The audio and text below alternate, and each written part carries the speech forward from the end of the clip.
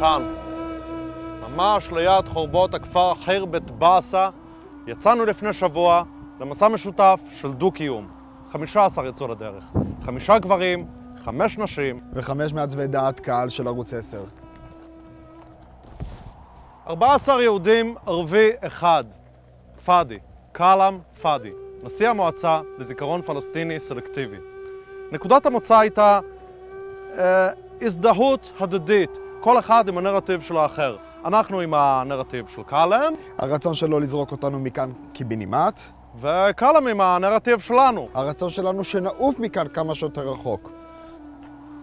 זה היה שיח חסר שיפוטיות. אנחנו לא שופטים את קאלם, וגם אם כן, אז משחררים אותו מיד בהזדמנות הראשונה, וקאלם, הוא לא שופט אותנו. הוא לא רוצה. וגם אם כן, אז בהאג. מה שלמדנו מהמפגש הזה, זה שגם אם לפעמים אנחנו מרגישים קצת רצוחים או טבוחים, זה אנחנו שלא משאירים לערבים ברירה. אנחנו מדכאים אותם עם קולוניאליזם תרבותי. אנחנו גונבים להם את הזהות, אנחנו מנכסים לעצמנו את הכל. אנחנו אוכלים טחינה. אוכלים. אנחנו עושים פלאפל. אוכלים. בבקשה, נו, רואים, אנחנו פשוט משקרים להם בלי למצמץ.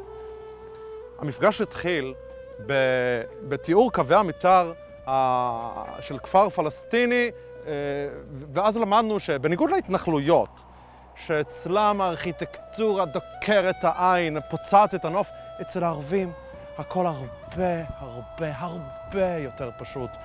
בית אבן, בוסתן ענבים, קקי של עזים, גרים של מכוניות גנובות, גופה של אחת הבנות מוסתרת בבאר.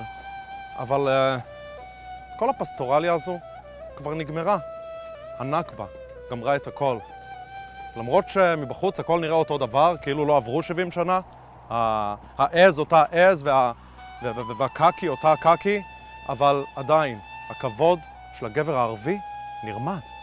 ושום רצח של שום בת משפחה לא יוכל לשקם אותו. אבל אתם יודעים, פאדי לא כועס, הוא לא נוקם ולא נותר, זה לא בטבע הערבי, הוא אומר שיום יבוא, ואפילו לנו, יהיה מקום באדמה הזו.